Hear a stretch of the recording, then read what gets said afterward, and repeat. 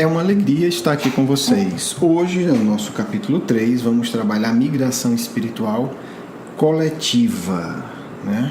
A gente trabalhou nos nossos 2 primeiros encontros, né, no que a gente está chamando no texto de capítulo 1 e capítulo 2, migração espiritual individual. Quer dizer, uma pessoa, um indivíduo, ele muda de planeta, né? Seja porque ele é um espírito atrasado e pede para vir num mundo relativamente melhor do que o dele, seja porque ele está na Terra e chegou a um patamar em que ele vai viver no outro mundo.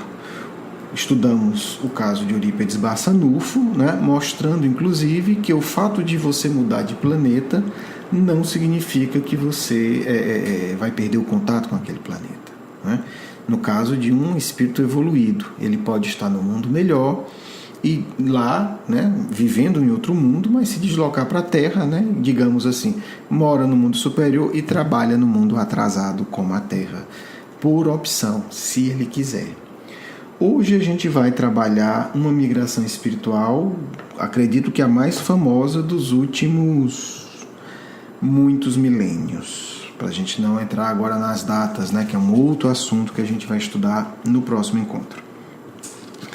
Adão e Eva. Qual é a história de Adão e Eva? Adão estava lá no paraíso, Deus criou o mundo, né? Está lá na Bíblia, no Antigo Testamento, e disse para Adão: olha, toma conta de tudo, tudo é seu, só não come fruto daquela árvore. E aí sopraram no ouvido da Eva que a árvore era boa, a Eva, que não era besta nem nada, não foi sozinha, convenceu Adão, o Adão que era besta foi, os dois comeram o fruto e foram expulsos do paraíso. Se não fosse uma história simbólica de profundo significado espiritual, seria algo tolo e infantil, né, gente? Não vamos acreditar que é assim.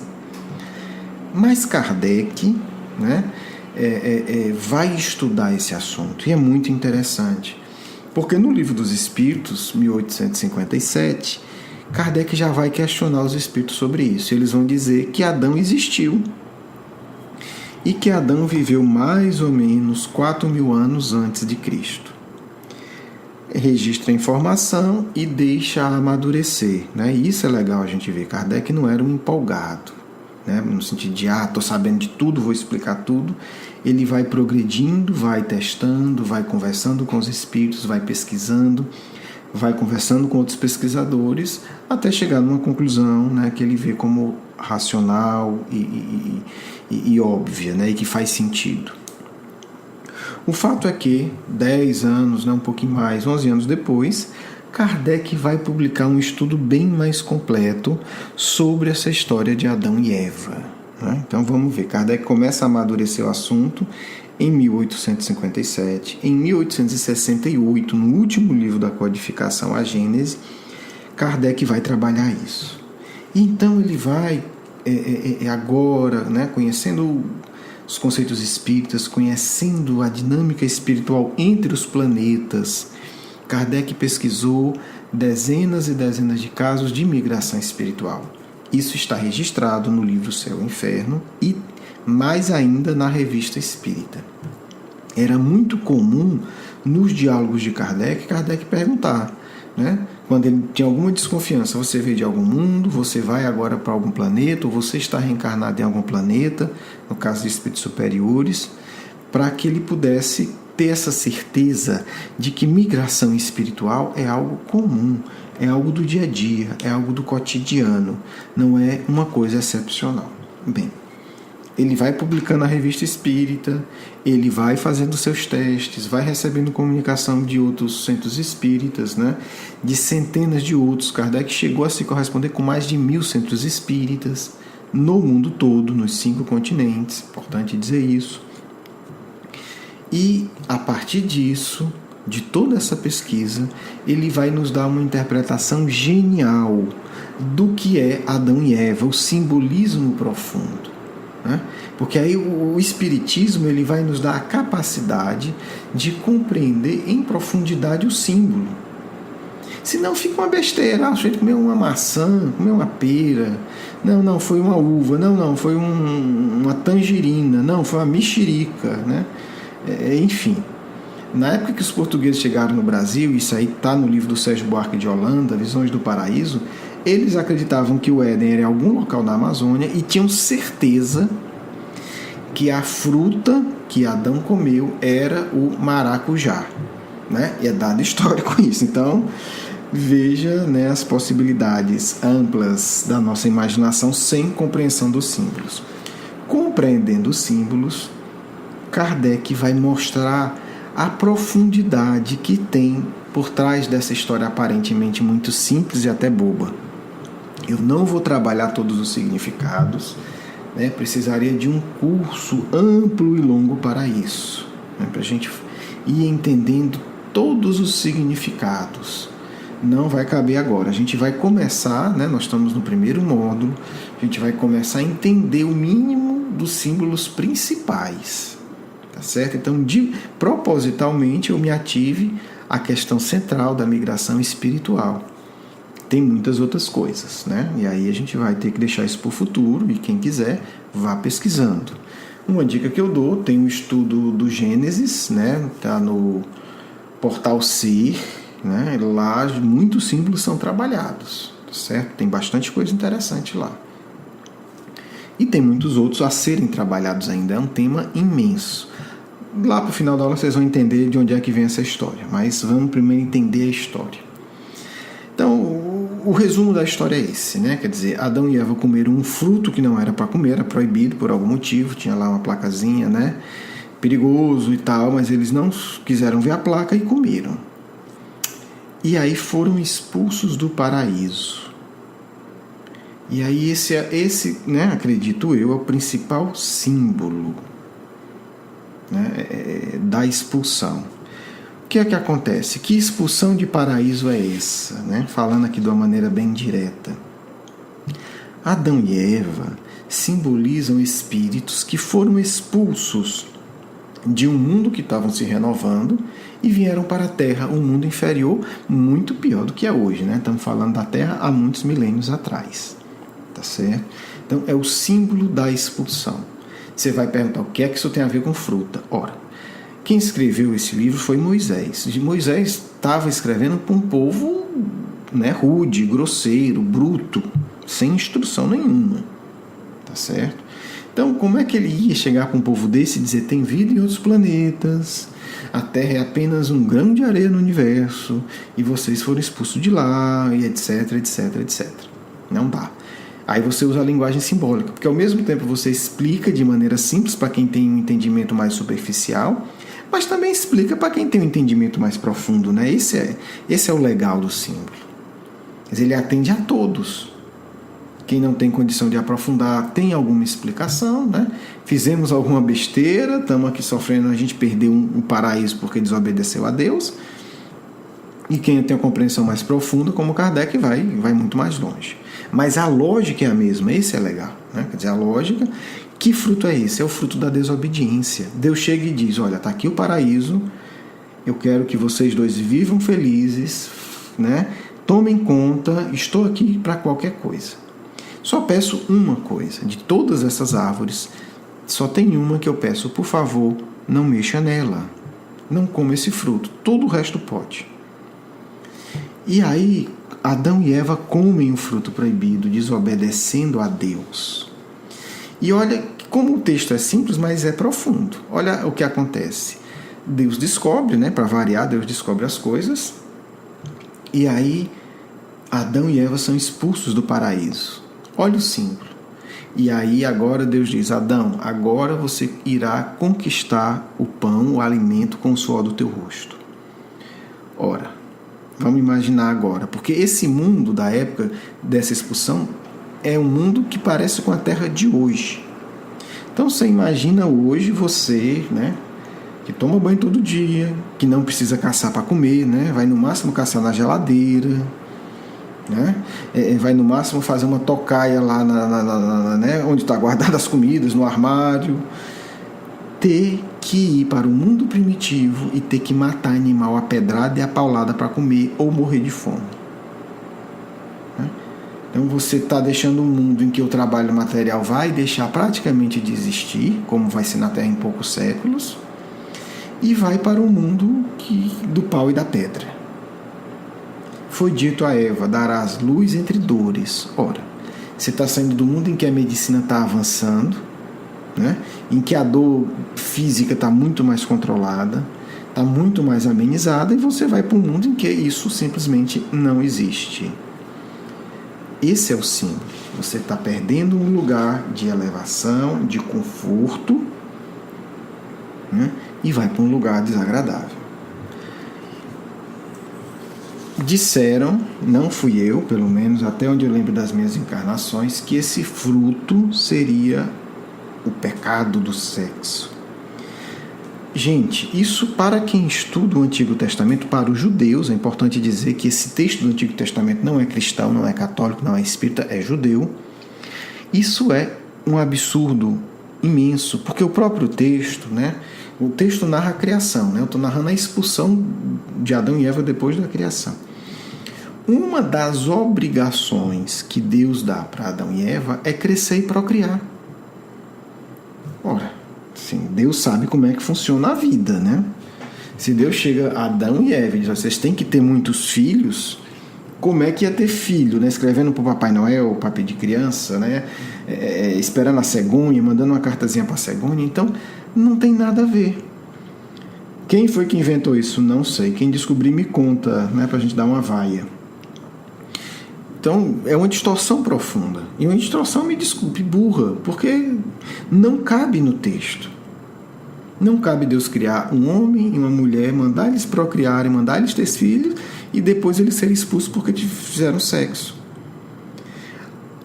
Pode-se dizer: mas é porque quando Deus apareceu e viu que Adão e Eva tinham comido, eles estavam nus e ficaram com vergonha. A vergonha não é do sexo aí. A vergonha é de se dar conta que Deus viu que eles foram desobedientes. Resumo da ópera: o grande erro dos espíritos expulsos, né, de um mundo que estava se transformando em um mundo melhor para a Terra, é a revolta. Kardec vai colocar com todas as letras: a marca da inferioridade espiritual é a revolta. Quanto mais revoltado, mais atrasado. Certo? Isso é muito claro. Revolta contra Deus, né? Não estou falando de lutas justas e equilibradas para implantar a lei de Deus no mundo. Não estou falando disso. Estou falando da revolta, a mágoa, o ódio. Eu sou contra, eu tenho que combater, eu tenho que destruir. Eu não vou obedecer. Certo? Então, esse foi um imenso grupo. Vamos fazer um pequeno intervalo agora para dizer uma coisa. Eu e você estávamos de um jeito ou de outro nesse grupo. Acabou o intervalo, vamos voltar para o texto, né? Vamos lá, gente. A gente desobedeceu e veio bater aqui na Terra. Quando é que foi isso? E aí vamos começar a organizar as datas, né? Pelo menos dar um passo. Possivelmente, segundo a informação do Emmanuel, há 27 mil anos atrás. Já eu chego nos 4 mil antes de Cristo, tá certo? Por quê? O que é que a gente pode inferir disso? Porque na hora que esses espíritos, nós chegamos aqui na Terra, a primeira grande mudança foi logo no ato do reencarne. Quando nós reencarnamos com os nossos perispíritos relativamente melhores do que os seres humanos aqui da Terra, os neandertais, houve um salto, até agora não explicado detalhadamente pela ciência, biológico. Né? O corpo mudou. E surgiu uma espécie chamada Homo sapiens, ou o homem de Cro-Magnon, que era mais sofisticado, mais sutil, mais inteligente e que transformou a face da Terra. Né? Basta dizer que os neandertais ficaram cerca de 200 mil anos, praticamente sem evolução nenhuma, social, tecnológica e etc. Quando aparece nós, né, o Homo sapiens, o Cro-Magnon, em poucos milênios, não em 200, mas em 20, na verdade, se a gente pegar em 10 milênios, já houveram mudanças gigantescas. Tá certo? Construímos cidade, descobrimos escrita e tal, né? Relembramos. E de quebra matamos neandertais. Né? Já, obviamente a gente veio para cá punida porque não era pouca coisa. Depois que a gente liquida o pobre dos neandertais, porque a gente tinha armas melhores e atacava melhor, adivinha o que acontece? Os neandertais reencarnam como nossos filhos, né? Legal. E aí a gente começa a aprender a amar. Pelo menos tenta, tá certo? Então, assim, primeira parte. Daí, desse imenso grupo, surgem as grandes civilizações do passado. Antes delas surgirem, uma história importante. Nos primeiros milênios, nós não reencarnamos em grupo, nós reencarnamos isoladamente. Os neandertais, eles eram uma sociedade fraterna. Olha que legal, né? Onde o homem não dominava a mulher, por exemplo. Por isso que o Cristo no Evangelho diz, né, quando ele vai falar do divórcio, no início não foi assim.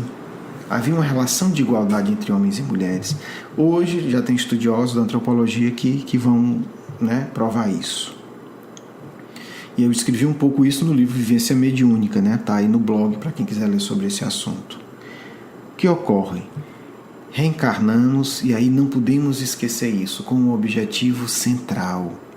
Nós fomos expulsos de outro mundo por rebeldia, reencarnamos na Terra para aprender a amar. Porque a maior das rebeldias é negar o amor. É não se permitir ser amado e não se permitir amar. Por que isso é revolta contra Deus? Porque Deus é amor. À medida em que nós não amamos, nós estamos nos revoltando contra Deus. Então, é coisa séria. Encarnamos aqui e tivemos muitos milênios separados de solidão, né? Se você já se sentiu deslocado alguma vez na sua encarnação atual, você não se lembra o que foi reencarnar na Terra no meio dos neandertais. Nem queira saber. O seu pior mico é alegria comparado com isso. Não dá para descrever. E isso gerou um trauma profundo. A pancada emocional foi tão grande que todos os povos antigos falaram, sabe de quê? Adivinha? De um paraíso perdido por conta da rebeldia. Vou contar só uma historiazinha aqui grega. Os gregos vão explicar a origem dos males do mundo. Vão falar, sabe quem? De Pandora. Resumindo a história. Um deus manda Pandora levar uma caixa para entregar a outro deus e lhe diz: não abra a caixa. Pandora, não mexe aí. Resultado: no caminho a Pandora não aguenta e abre a caixa e mexe na caixa. Resultado: desse ato de desobediência dela nascem todos os males do mundo. Desobedeceu Deus e libertou os males para a humanidade, né? Já para a gente pegar só um pouco de mitologia grega. Então, todos os povos nós vamos porque é uma angústia profunda, né? É aquela sensação de existe algo muito melhor do que esse troço aqui que eu estou vivendo. Por que é que eu não estou lá? Por que é que eu perdi? Como é que eu explico isso? Por que é que nada aqui combina comigo? Ou quando você acorda e vai lavar o rosto em algum rio, olha e diz: esses pelos não eram meus, né? Por que é que eu estou tão barbada, no caso das mulheres? Então, é uma pancada emocional, certo? É maldade de Deus? Não, porque é o choque para que a gente abra o nosso coração. Porque não tem para onde ir se não abrir o coração. Não tem tecnologia que resolva, não tem tecnologia que dê jeito. E aí nós vemos isso. Depois de vários milênios, nós vamos nos reagrupando. Vamos lá. E aí se formam 4 grandes grupos. Os hindus, na Índia. Do grupo dos hindus, os mais revoltadinhos, né, saíram, não aguentaram ficar lá e foram para a Europa, né? São os europeus em geral, então são os mais revoltados, né? Nós somos descendentes de europeus, não esqueçamos. Os egípcios antigos e os hebreus, né? O povo judeu, o povo de Israel. E aí a gente vai agora explicar, né, como é que esses espíritos que chegaram cerca de 27 mil anos atrás se formaram o grupo que os espíritos no livro dos espíritos chamam de Adão. Vamos lá. Os egípcios. A civilização mais fantástica, né? Vamos tratar dela depois. Certo? Os egípcios.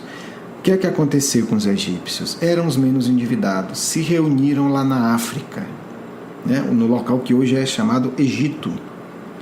Fizeram plenamente o dever de casa. Aprenderam a amar, aprenderam a valorizar a vida espiritual.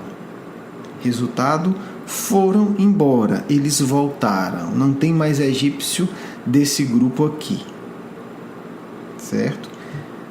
Voltou todo mundo. Emmanuel vai falar que ficaram os poucos que quiseram, né? Se compadecer, disse assim, não, vamos ficar mais alguns milênios para ajudar. Certo? Então, egípcios foram embora. Né? Quais são os outros grupos? Os hindus. O que é que os hindus fizeram? Os hindus, nós vamos estudar essa civilização fantástica, conhecimentos espirituais assustadores, conheciam mais psicologia do que a gente conhece hoje. Nós vamos falar disso aqui com dado histórico. Conhecimento espiritual surpreendente. Obviamente, tanto os egípcios, quanto os hindus, quanto os hebreus depois, esses conhecimentos espirituais mais profundos eram reservados aos verdadeiros iniciados, né? É o que Leon Denis vai chamar de a doutrina secreta. Porque eles viam que o povão, o geralzão não dava conta de entender isso. Então eles ensinavam como Moisés fez, né? Moisés, vamos já falar dele. Como Moisés fez, quer dizer, contava uma história que era verdadeira, mas era verdadeira do ponto de vista simbólico. Só que o povo, sem capacidade de compreender símbolos de maneira profunda, acreditava que a história era aquela. Tanto é que, tanto hindus quanto nos egípcios, o povão era politeísta, achavam que eram vários deuses. Os iniciados sempre souberam que Deus é único, não tem novidade. Vamos já provar isso com Moisés. Certo? Então, a doutrina secreta do hinduísmo é algo elevadíssimo. Vamos tocar em alguns pontos no futuro. Mas os nossos amigos hindus criaram as castas e aí eles reforçaram a revolta contra Deus.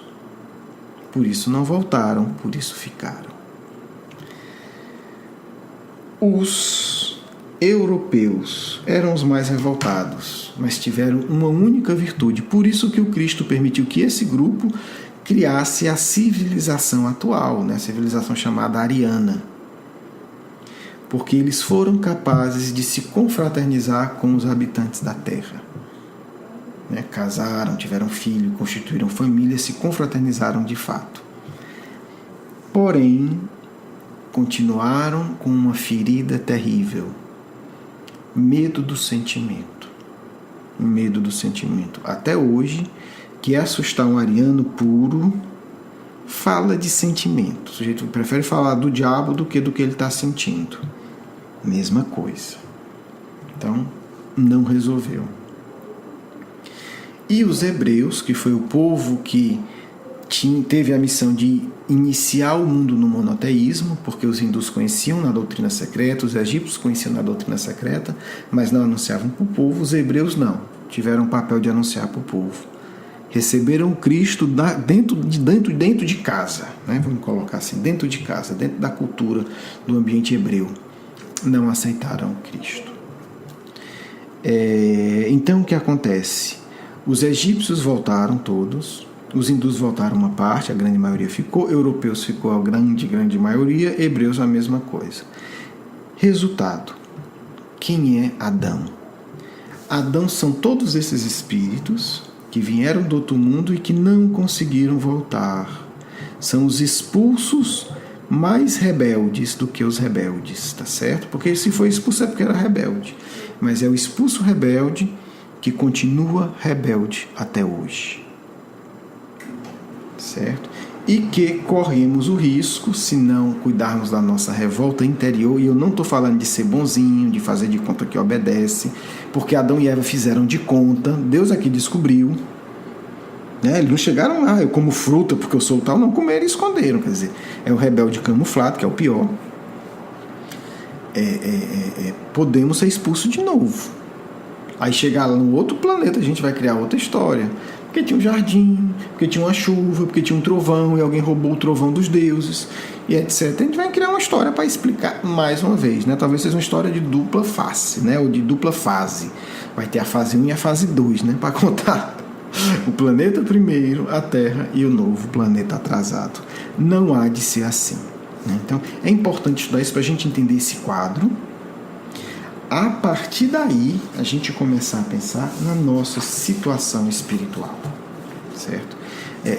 O ponto central de todo esse estudo, de toda essa maratona, né? Esse quadro, né, que para a gente é grande, 27 mil anos para a gente é muita coisa, né? Não para espíritos superiores, mas para a gente para a gente entender que existe um processo profundo na história. Nós fazemos parte dele e nós somos responsabilizados, querendo ou não. E nós estamos exatamente no período de seleção. Emmanuel vai falar, né, o Chico Xavier vai falar, né, pegando informação do Emmanuel, que desde a Segunda Guerra Mundial a seleção se acelera. Então, quando os espíritos falam que a Terra vai melhorar, não é que eles vão fazer uma mágica. É simples, gente, é muito simples. Kardec explica isso também. Os rebeldes não reencarnam mais na Terra. Acabou-se. O povo que está hoje fazendo muita besteira, fazendo confusão no movimento espírita, fazendo confusão na política, sendo revoltado não sei aonde, criando briga, criando crime, não volta mais para a Terra. Aí é que está. Não é mais hoje, né, 2016, permitido que espíritos de grande rebeldia reencarnem. Os últimos já estão saindo. Essa geração é a última geração dos rebeldes. Por isso Emmanuel vai dizer, vou adiantar aqui um pouquinho, em 2057 o mundo começar a mudar. Ah, agora é mágico, é místico, né? Está adivinhando o número? Não, gente. Não reencarna mais. Acabou-se. Né? Desde 2000 não reencarna mais os mais revoltados. Reencarnam ou os mais evoluídos ou pelo menos os obedientes. Eu não estou falando que só reencarna espírito superior, não.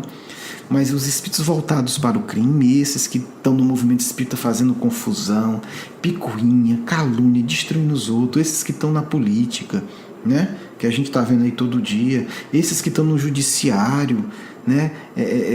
Apoiando, deixa para lá, não vamos ser honestos, não reencarna mais. Os que estão aí, quando desencarnarem, tchau. Certo? E isso é muito dramático. Nós temos conversado com espíritos que não vão reencarnar mais na Terra, gente. Não é brincadeira, é dramático. Você olhar para a sua família, para os seus amigos e dizer, acabou. Só daqui a 10 mil anos, se tudo der certo. Então, por isso que nós estamos num momento apocalíptico, para usar um termo do Evangelho. É esse tempo, o juízo final é isso. Vai fechar uma etapa. Vai fechar um ciclo. E por isso, antes da gente entrar no estudo específico do Egito e da civilização hindu, nós vamos ter algumas aulas sobre ciclo evolutivo, para que a gente entenda, para não ficar uma coisa, tá acabar o mundo. Não, é normal, chegou uma época. É a mesma coisa, chegou a época da juventude. Ponto, você não é mais criança, não dá. Não dá para ser mais criança. Você tem 16 anos. Acabou-se. Você tem 14, você tem 15 anos. Ah, mas eu quero ser nenenzinho, meu amigo. Reencarna na próxima, você pode ser. Então, a Terra, ela tem um ciclo evolutivo. Entendeu?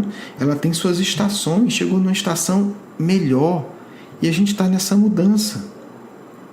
Então, por isso, os espíritos podem dizer com tanta certeza, isso vai acabar em breve.